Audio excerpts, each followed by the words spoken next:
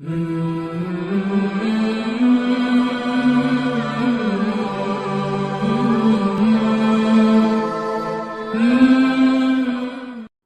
اللہ صلی اللہ علیہ وآلہ وسلم نے فرمایا، کوئی انسان جس کے دل میں رائی کے دانے برابر ایمان ہے آگ میں داخل نہ ہوگا، اور کوئی انسان جس کے دل میں رائی کے دانے برابر تکبر ہے جنت میں داخل نہ ہوگا۔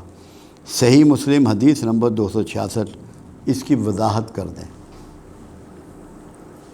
ہم لوگ یہ سمجھتے ہیں کہ ہم سب صاحب ایمان ہیں۔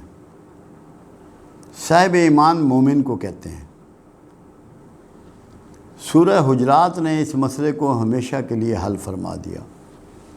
جو میں نے لیکچر ریکارڈ کروایا تھا نماز پڑھنے اور قائم کرنے کا فرق، تو اس میں یہ بات دی تھی، سمجھائی تھی، جو نماز پڑھ رہا ہے وہ مسلمان ہے، اور جو نماز قائم کر رہا ہے وہ مومن ہے، وہ صاحب ایمان ہے۔ سورہ حجرات میں بدو لوگ جب مسلمان ہوئے تو انہوں نے کہا کہ ہم ایمان لے آئے۔ قرآن نے کہا کہ ان سے کہہ دو کہ ایمان تو ابھی تمہارے سینوں میں داخل ہی نہیں ہوا، تم اسلام میں داخل ہوئے ہو۔ جب ایمان کے تحت کام کرو گے تو تمہارے اعمال میں سے کچھ کم نہ کیا جائے گا۔ ایمان کہتے ہیں اللہ پر پورا بھروسہ کرتے ہوئے اللہ کی فرما برداری میں عمل کرنا۔ جو شخص خالی مسلمان ہے یہ شک اس پر لاگو نہیں ہوتی، یہ شک لاگو ہوتی ہے مومن مسلمان پر۔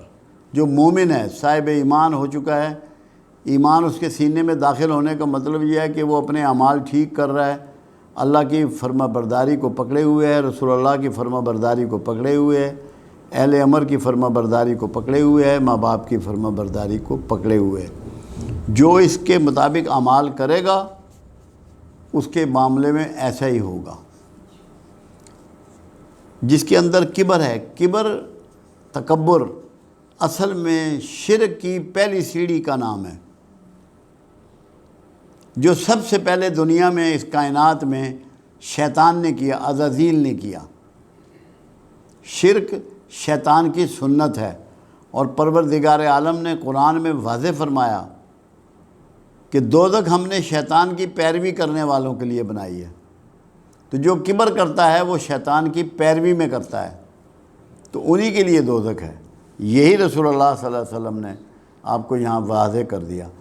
سب سے زیادہ اگر کسی چیز سے بچنا ہے وہ کبر ہے۔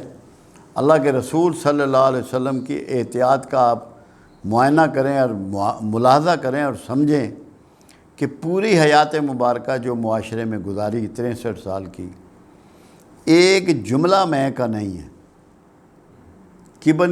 کبر کی سریعاً نفی کر دی، اور اللہ نے یہ کہا کہ محمد صلی اللہ علیہ وسلم اپنی خواہش نفس سے کوئی بات تم تک نہیں کرتے، جو ہم انہیں کہتے ہیں وہ تم تک پہنچا دیتے ہیں۔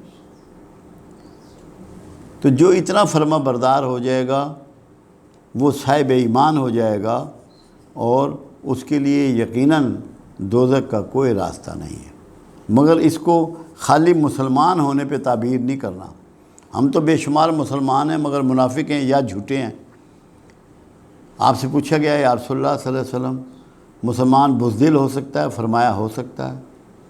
یا رسول اللہ صلی اللہ علیہ وسلم، مسلمان خائن ہو سکتا ہے؟ فرمایا ہو سکتا ہے۔ یا رسول اللہ صلی اللہ علیہ وسلم، مسلمان جھوٹا ہو سکتا ہے؟ فرمایا ہرگز نہیں۔ تو جو جھوٹے ہیں، ہم سارا معاشرہ جھوٹ پہ ہے، کلیم یہ کر رہے ہیں کہ ہم مومن یا مسلمان ہیں۔ اب یہ سوچ لیں کہ وہ کلیم میں کہاں کھڑے ہیں۔